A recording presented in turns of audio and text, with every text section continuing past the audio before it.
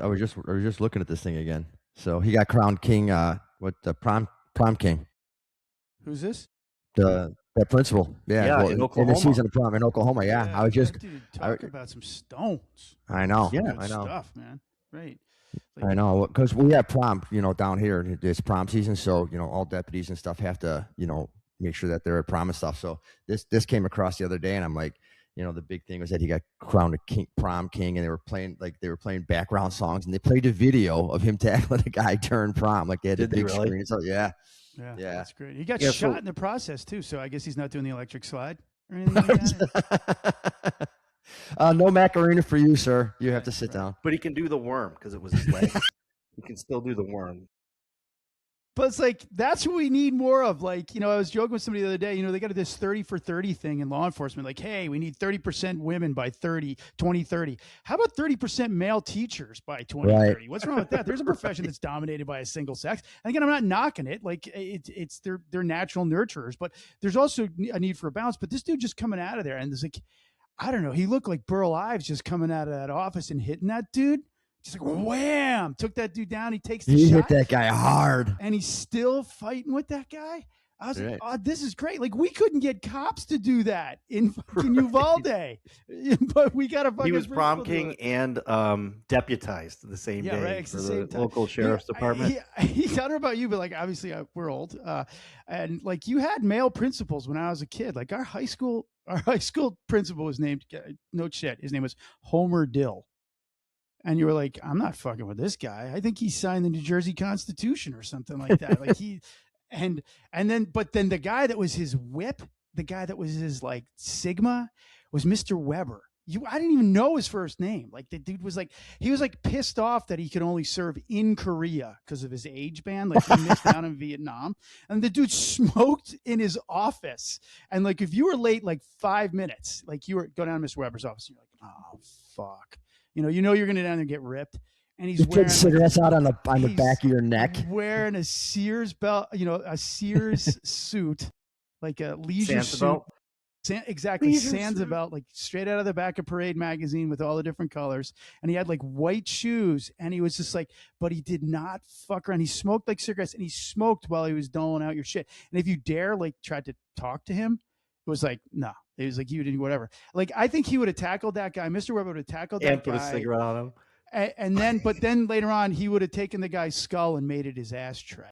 The top of it. Like, that was the kind of guys we had leading us. And you took those guys seriously. Right. And for people that haven't heard about this, maybe this was in Oklahoma back a couple weeks ago, the Pauls Valley High School. And I mean, scary story, actually. 20-year-old former student comes in armed with, I think, a couple of handguns. Yeah. And as soon as this guy comes in, and he comes through the front doors, and he's racking the slides of the gun, and the next thing you know, this principal comes bolting out. Probably saw him on the cameras or something, and I don't know.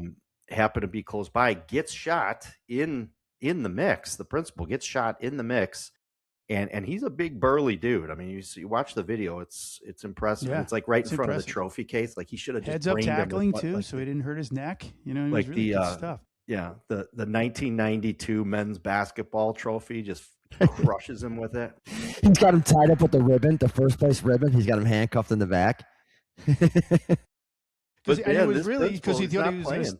He was tackling the guy. He said that it was because he thought he was going to step on the school logo in the lobby. Did you see in the video they got it all chained off? Like, it's like you don't step on it like hockey players. I just blasted the dude, and they're like rolling off those chairs, and I was like, this dude's a beast, like trench warfare type shit. Huh? Yeah, and the dude that was the offender is a big dude too. Like, you look at this big baby Huey looking goof, and he. Well, yeah, because I'm sure. Thank God, that could have been a lot worse. But they did Good the whole. For him, though, man. The Hats whole off king to that guy. principle. No, I know. Well, the other side of the story is kind of when I was looking at it, I'm like, they said that this 20-year-old kid was a former student. He was obsessed with the Columbine killing.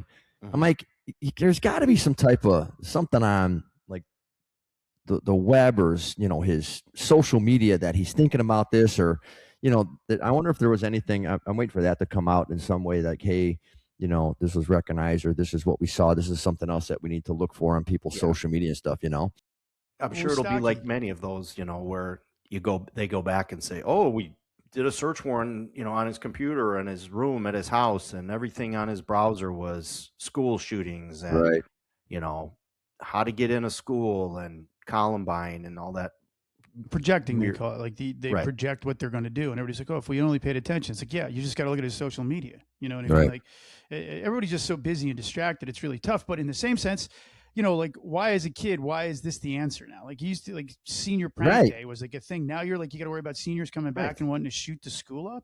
Yeah. Well, now that and they cancel, like, they have the senior assassin days where the kids wait for each other and stuff like that, and get with water guns and stuff. Well, you can't do that anymore because well, let's go after the problem. You know what I mean? Seriously. Listen, I lived at the height of senior pranks, and I felt the wrath of the deans as well. Not a chain smoking dean like Sean's, but right.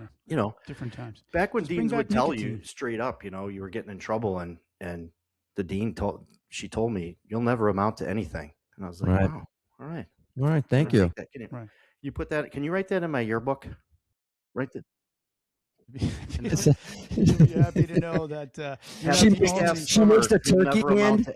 She makes a turkey hand on your yearbook and says, "You're a turkey. You'll never amount to anything." And the turkey's saying that to Scott, like, "You'll never amount to anything." With the bubble. With the bubble. Well, you're not the only host of this show that was told the same thing. Right. Look at me now. Take that. Mr. Newcomb told me the same thing, that I wasn't college material. It's like, oh yeah, let me show you. Let me show you what I'll show you. You're right, but I'm going to show you now. Like, we need those kicks in the ass. Yeah. Well, I went to Catholic high school, so I went from nuns to priest, and nobody's going to amount to anything. That's just where they talk to you. Just kneel on this 3-sided ruler for an hour. You'll be fine. Now, though, so I did think about that going into my interview many years ago. Like, hopefully nobody's got a picture of that turkey in my yearbook telling me I'm right.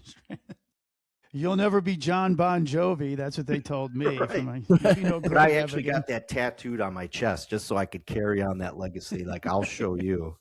And the tattoo guy's like, he's tracing. I'm like, I need somebody with a smaller hand. I can't have that big of a turkey on my chest. And I survived. I became a model citizen. Right.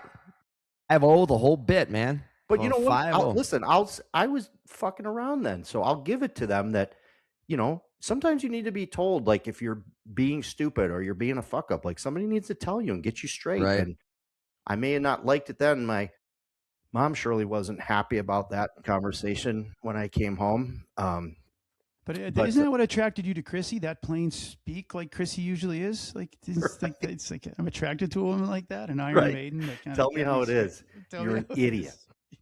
What? I'll try to do better. Well, my Iron Maiden, she got a promotion this week, dude. Hell yeah. She's like practically brass at this point.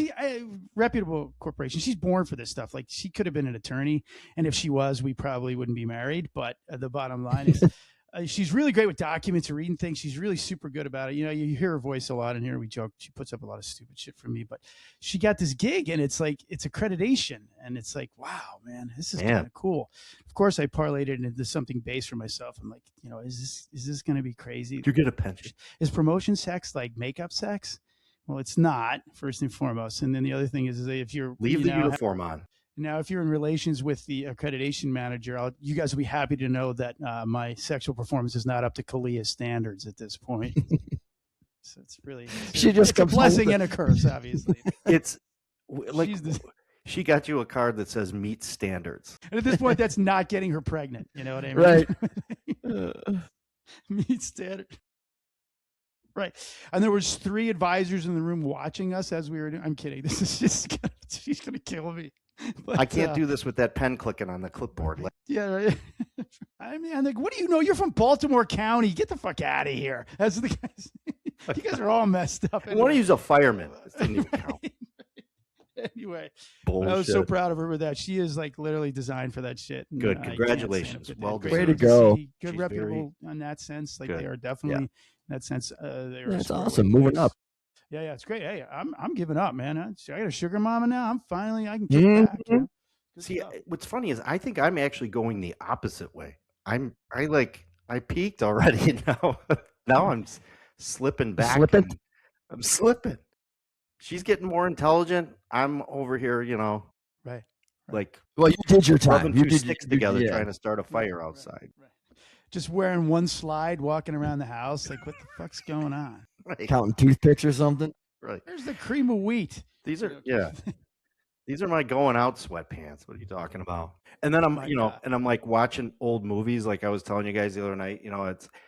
It's sad when you get to an age where like the movies that are funny to us and the stuff that we quote all the time is getting so far gone that like younger people don't get it. Well, I got that picture from you, and I'm like, and it took me a second, like, all right, I because our humor is like, obviously dark and dreary and whatever, and we send, these things to each other. And it took a second. I'm like, okay, why is he sending me this? And then it dawned on me. I'm like, he's sitting in his underwear drinking a beer, watching this movie is what he's doing. Watching The Jerk on a Friday night. That movie's a classic, man. It is. That was like old school and Animal House, like that level of like. There's so many one-liners from that. Carl Reiner, Rob Reiner's father, the departed Rob Reiner's father, directed that, and that was a funny movie when that came out. Yeah. People were that broke Steve Martin wide open. Mm-hmm. But the lines from that and how honestly that never would have got out of Hollywood at this point with the statements and the things that they say and they do in that. And it was a classic. It was a funny movie. And with that, I think it's like the algorithms. Like my TV then just starts, putting on movies that are old, like all the weird shit that I look at. That also, like me, I'm I'm buying T-shirts online at 11 o'clock at night on a Saturday. But one awful movie that like was just on recently, and I was debating someone on how much I can't stand this movie, and it probably seems very un-American, but is Top Gun. And that was on the recently. Original Top Gun. The original. The second one is horrible too. But Jerry Bruckheimer. The first one, I'm sorry for your Top Gun fans and all the things and soundtrack that comes with that and everything. I just think that is one of the dumbest movies I've ever seen. I refuse to watch it. Oh. Yeah, it was, at the time, I mean, because it was like the craze of like aviation. Not even at the time, I didn't watch it. Naval aviation. It was big because I was at the Citadel at the time, and it was like, a big naval aviation thing, and everybody wanted to be a pilot and wanted to get in on that shit, flying Tomcats. And it was just, Val Kilmer was in it. It's like Iceman. It's now like, I do like Val Kilmer. Yeah, he's a great actor. Like he took that role and ran with it like he did with most. But like when you go back and watch that movie, it is like literally, and I don't know, like Skinamax, like it was close to gay porn. Like, I mean, everybody's in the bath, in the shower room, like with hand towels wrapped around themselves. Like, and you're like, what, why is this? Why do we gotta have a volleyball game where guys are wearing jeans, like jeans and no shirt? Yeah. Like, and some guy telling me I'm dangerous in a towel, not really effective. And then getting like close enough to kiss you kind of a thing. Like, what is this? Ugh. You're dangerous. I mean? Okay, bro, you're in a fucking towel. Back up. Yeah, don't tangle your dog tags getting that close together. It didn't help that it started with the Navy, you know what I mean, which has a reputation for that anyway, you know what I mean. They should have like had the south of the equator. That song that they had in the background. Back then, though, when that movie was popular, that jeans shirtless volleyball thing. Oh, even then, I was like, "What the fuck is going on here?" And then he throws his T-shirt on after sweating for like, I'm like, dude. But then let's push it a little bit further here, as we're willing to do. The sex scenes with Kelly McGillis. Oh my God! I mean, like, I'm like, I know this is being cruel, whatever, but like you watch those and you're like, you know what I mean? I think Nicole Kidman used that in film for her like divorce decree. I mean, it was like the C Exhibit Z. You know what I mean? In this. I think that Kawasaki Ninja that Tom Cruise was riding was actually a 3/4 scale model of a Kawasaki Ninja because he was too small to ride it. He's actually on one of those little like electric bikes, but they just zoomed in so it looked bigger. Yeah, but that was tough. I mean, it was a time, but the Navy needed some help. I mean, recruiting was down, and naval aviation definitely, made it pop up. It was a good sense of like we were fighting this mysterious force out there in the Atlantic. They couldn't name what the agency was when those guys were flying around on those black F5s with a red star on it. They go, are they commies? What's the deal? Like, like I got a picture of the guy inverted and stuff like that. It was all like really, and the dialogue was terrible. I mean, terrible. but so many people got their starts in those movies, and it was like so big. It was it was a massive movie. Like you're watching it on Netflix now or wherever you're watching it, but it was huge back then. Yeah. It was crazy. Was You it guys were at Anthony middle school or Edwards? He was something Goose. like Was he that Goose? Is he the one that died, right, or something? Anthony Edwards, yeah, I think his name is right. He went on to some, he's done a lot of different films. He was the Revenge of the Nerds guy. Oh yeah. Yeah. Oh Yeah, yeah. They should have done it as. Now Revenge that's a of the good Nerds. movie. No, that would. Now that's classic. Louis Skolnick You wanted flying with the pocket protector. You want a remake? There's the remake right there. Lamar. I'll help Lamar. write it. Right. Lamar with the javelin. Yeah. I mean, look But at how those things would fit in there, like the Adams. But now, College, I know you guys like Scott is the one that's riding the tricycle, drinking the beers. Like that would be that guy, and then Sean's like the one coaching him. Go, go, go! You know. Yeah. It's been a minute since I've seen that one, but yeah. Oh. It was, good. Well, anyway, I made it with the nerd on the moon or something like that. But what a great tie into that, and the fact is that you've got PTSD is particularly prevalent among veterans. 6,000 a year commit suicide related to some things related to that, or commit suicide related to something that has to do with that diagnosis. A lot of the homelessness issues and things like that. It's no bullshit. This isn't stuff that isn't just made up. You do meet a lot of people that used to serve that are living on the streets now. A lot of it, is associated with PTS. You're in active military for 17 years. You're going to see a lot more people that are experiencing things that, maybe generations of warriors didn't prior to that. And Trump, beyond fighting with the Pope right now, arguing with the Pope about stuff right now, is actually on Saturday this past week signed something into law that's going to, it's an executive order. So he didn't sign it Trump signed an executive order that's allowing for some treatment of that. Now, PTS is a big thing out there that cops have to contend with, not just internally, but also externally. And it's yet another thing in this, what we've talked about a lot on this show, about the mental health crisis that we face and a lot of the violence and uncontrolled things that you're seeing out there. Anything that can kind of help with this, I am kind of open mind to. Like we're not going to reinstitutionalize these people. No politician is like out there saying that, like we've talked about in the past. The drug companies are completely taking advantage of the idea that if properly medicated, somebody can do what they need to do. But the medication, I personally think, just keeps them as a patient for the rest of their lives. So right. That's why the drug companies want that. There are things out there that long-term, this has been discussed and kind of kicked to the curb and made Schedule I drugs and things like that. Are hallucinogens, and LSD was originally created, acid as they call it, was originally created to help people deal with PTS as well as alcoholism.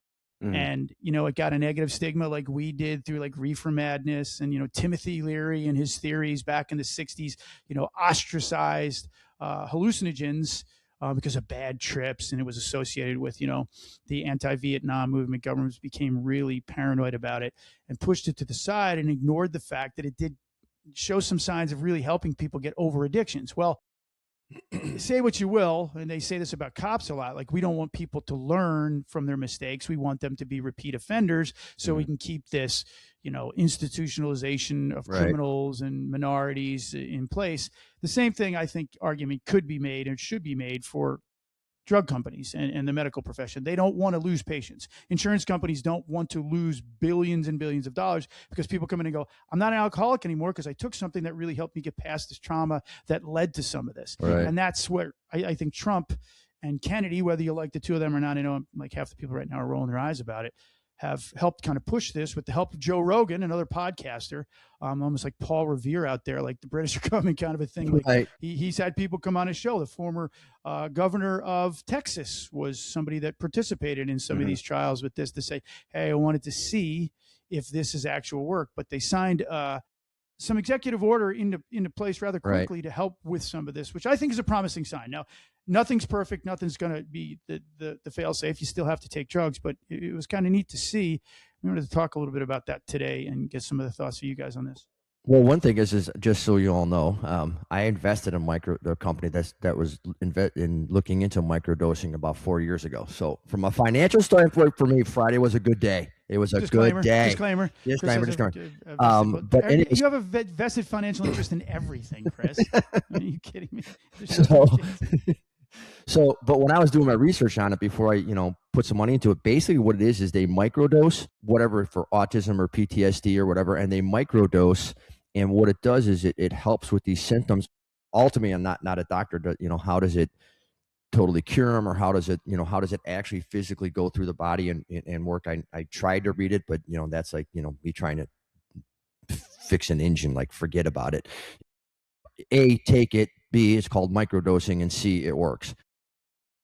This executive order, I think what it does is it really, really shows that Trump is really, really cares for not just our veterans, but the whole mental health issue, because I think this is a good idea. And again, it's something to try. And I think one of the things that we've all seen, whether we're in police work or whatever, just like Sean said, is that they want to keep people on medication forever. But nobody wants to fix the solution. It's just like, what you were talking about, the same people going back to jail over and over again. I mean, you're going to tell me that they can't come up with a solution? And, I know I talked about that a million times, but I think this just goes to show that, hey, there's an issue. Let's try it, because this could be a permanent solution, which could save not only dollars, but lives. I mean, this could save lives. And I'm not only talking about lives of veterans or people with autism or whatever, but the lives of their families that they're with, that don't know how to deal with it, that go through this trauma every day. I think it's positive. I think it's it's a way to make people better, and not just that person that's sick, but the people around them.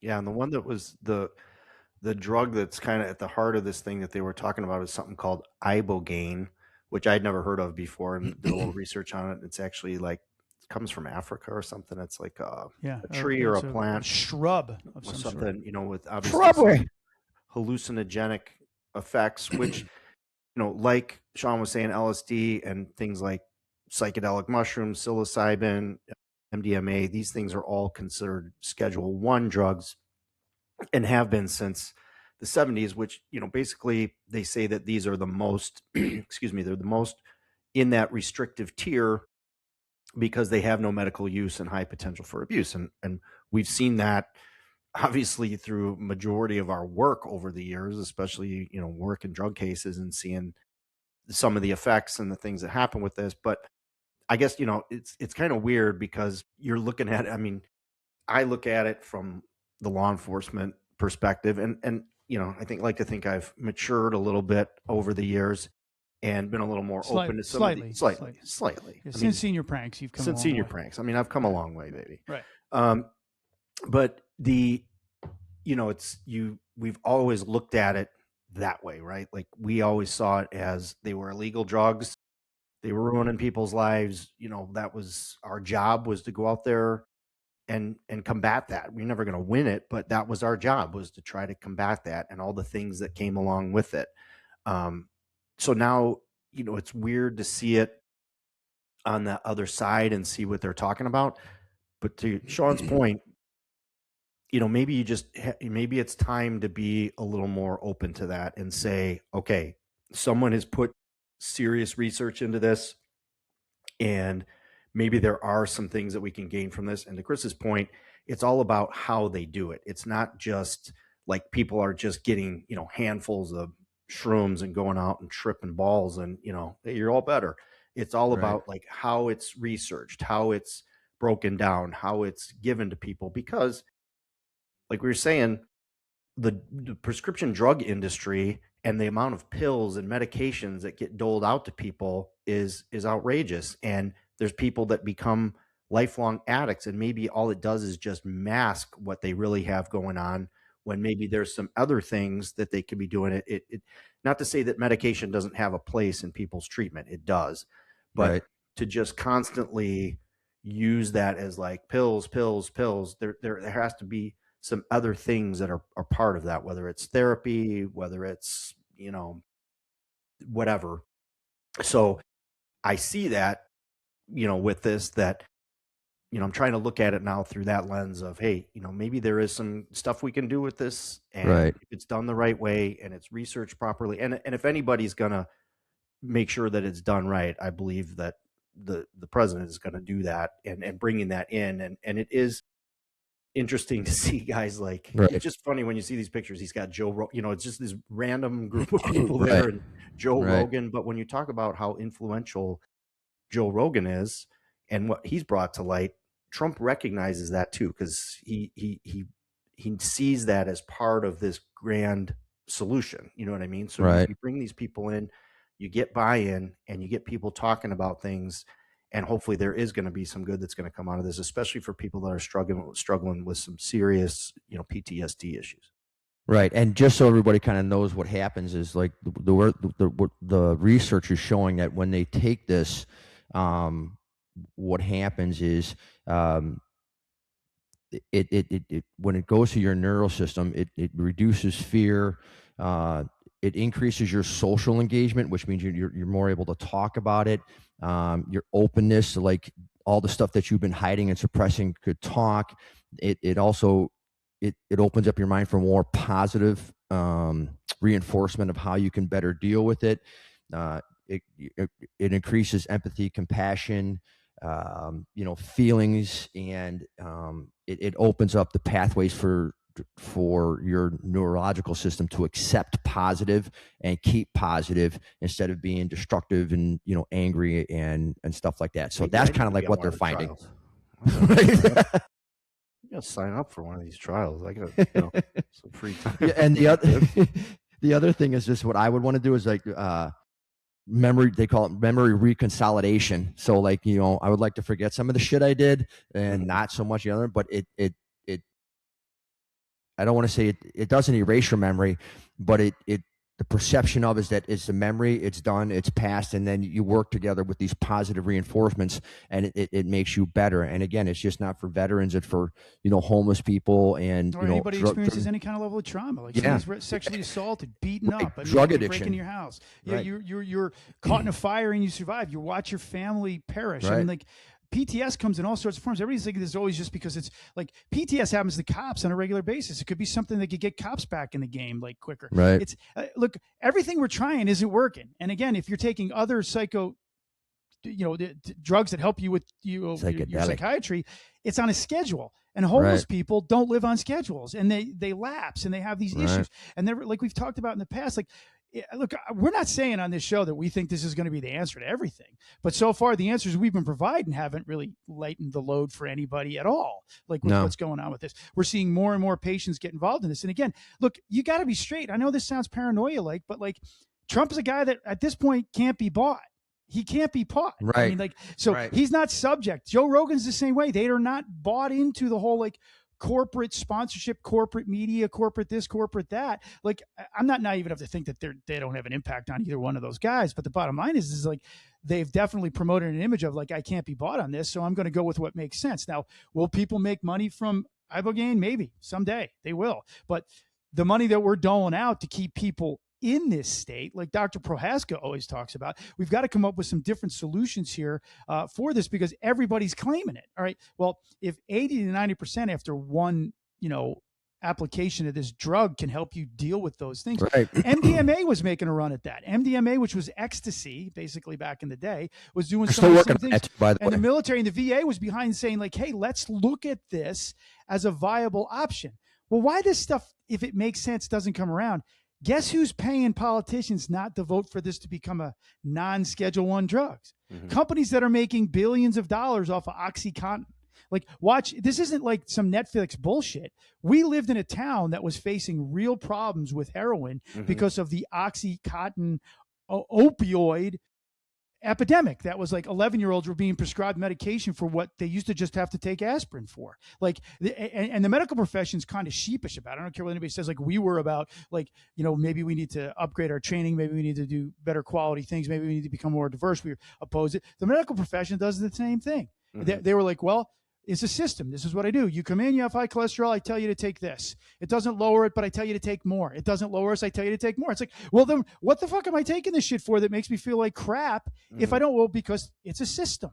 And I'm not knocking doctors and doctors. I used to talk to crowds of people about this stuff, like the opioid crisis. And funny, one time a doctor got up there, this is the problem with letting law enforcement get involved in medicating people and medicine. And my answer to him was in front of this crowd was like, Well, what's your answer? We're just creating more of them. And what's the difference between a disassociated youth in the inner city that's selling you heroin that they don't use because they watched their parents die from it versus a doctor in a lab coat that went to Harvard Medical School? They're all being paid. They're all paid for. And it's a system. You just participate in that system. One's blessed, one is not. One has created just as many problems. People used to travel from the Appalachia down to Florida to go to drug mills to get thousands of pills because they just said their shoulder hurt or their elbow hurt or they were feeling funny. And they'd come back and distribute that to their friends. And then the jails in Appalachia couldn't keep up with all of the crime and the people that were addicts. Like, so why not try something different? And the times are changing because there's more mental health as we in our society, we're recognizing more traumatic things that impact people. Focus on mental health is becoming more important. It's more important for just everyday people. It's more important for veterans. It's more important for people in law enforcement. We've certainly seen it in the law enforcement world. Nobody talked about that kind of stuff 25 years ago. It was like, get over it and move on. Now we're actually saying, hey, something horrible happened. Maybe we should take some time to debrief and talk about that and see if there's any follow-up we need to do for that. You still have a job to do, but you have to talk to people about that. So with the changing times of mental health and how we're treating people and recognizing things that cause PTSD, why would we not also maybe be trying to shake up the treatment angle and looking at some of these other things too, and like not just relying, weed. Right. I mean, well, and I think that's one of the big things that you see with Trump doing. I think the one of the reasons that a lot of people don't like Trump is because I just think he's coming up with solutions. Like, listen, when you run a business and, like mine, somebody comes to me and say, well, this is the problem. Okay, what's the solution? Because if there's a problem, that means we're losing money, we're losing credibility, we're not moving forward, and he's doing it on a national level, and just if you look at Iran or you look at you look at the psychedelic drugs and stuff like that, like this has been a problem. This is the solution, and unfortunately, the solution cuts out a lot of people's income, but he doesn't care because you should be able to adapt and maneuver and pivot because we are based on a thriving society of solutions. It's the only way that this is going to get better is if you have solutions. You got to take care of Iran because they've been a pain in our ass for 57 years. You got to take care of this PTSD stuff, the homeless. It's because what you're doing is what's been happening is it's not working. It's increasing. So you have a problem. Here's a solution, or at least attempt to the solution. Stop saying we've done it the same way for this long and let it go on. If there's a problem, I'll solve it. That's what Chris said. But this ibogaine stuff that Scott was talking about, you can go to Canada and Mexico and get like treatment for it. It's like our neighbors are using it. And, again, they don't have the influence. The drug companies perhaps don't have the influence there or the controls that they'd like in those places.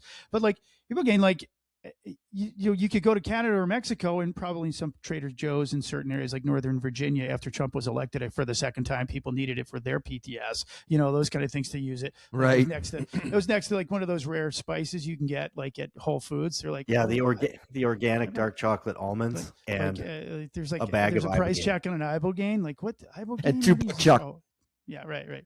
But again, it'll be abused. It will be abused, just like hallucinogens are. But like I'll tell you again, like we say this all the time. Would you rather be dealing with somebody as a police officer that is tripping balls or smoking weed and stoned, or somebody that's completely shit-faced drunk? Who's going to be more violent? Who's going to be more problematic? Who's going to get in a car and drive? Who's going to do all of this stupid shit? Like bad trips, they happen. We've seen them firsthand. But how is it any worse? How is it any different than some guy that's on PCP? How is it any different than somebody that's on methamphetamine? Like we still have to deal with it, but it is a much more peaceful and deep process. They say within the first 3 hours, that's when you're tripping balls. You're having these visions and things like that you're contending with. With 4 to 8 hours later, you're kind of like doing an introspective thing. And within 48 to 72 hours, it's like, okay, my brain's remapping and do what it needs to do. Is it fail-safe? No. They said if it's abused, it can lead to like some cardiac or level things. But like any drug like that, Oxycontins weren't abused. How many people died from that? How many people did the three of us stand over and look at and go, how did this person die from an opioid overdose? Well, they got hurt on the job. They got addicted. And if they were not, bouncing, scripts around there or doctor shopping, and finally the doctor's like, well, I'm not going to lose my DEA license. People had to turn to heroin. That's where heroin made a huge increase in the city of Chicago. And you'd meet these people that were down there that were like safer in those neighborhoods on the west side of Chicago in their BMWs from, the western suburbs than they were in our neighborhoods. And I remember they would tell us that when we were dealing with them. And the story was the same story over and over again. This system's got to get better, because I don't care what anybody said. There was obscene profits in the drug community, the drug manufacturing community, from the increase of those drugs. And the longer you stay a patient, the longer you stay addicted, the longer the insurance companies, the drug companies are making money off of you not solving the problems.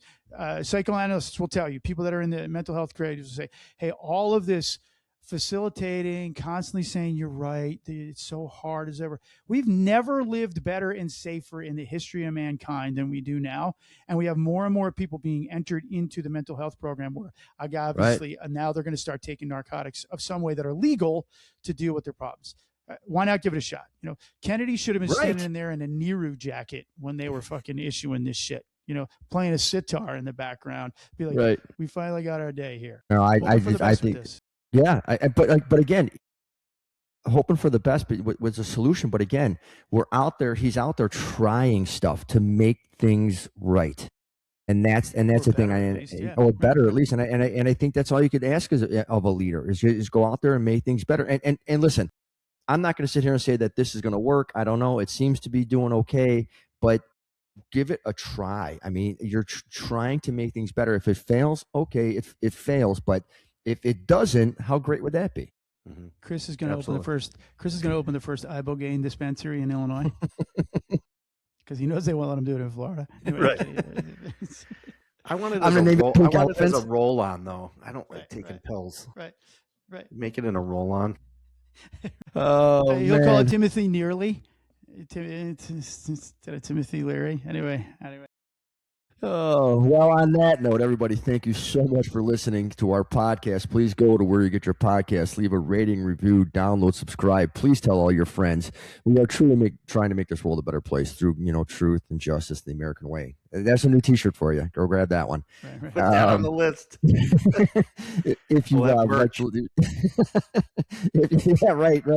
Oh, wait, that's a good idea. We need to start doing that. Anyway, if you can leave us an email, 3copstalk@gmail.com. If you have a question, concern, want to be on the show, have a suggestion for a show, have a suggestion for a guest for a show, that would be great. You could also go to 3copstalk.com, get old episodes, and leave us an email there.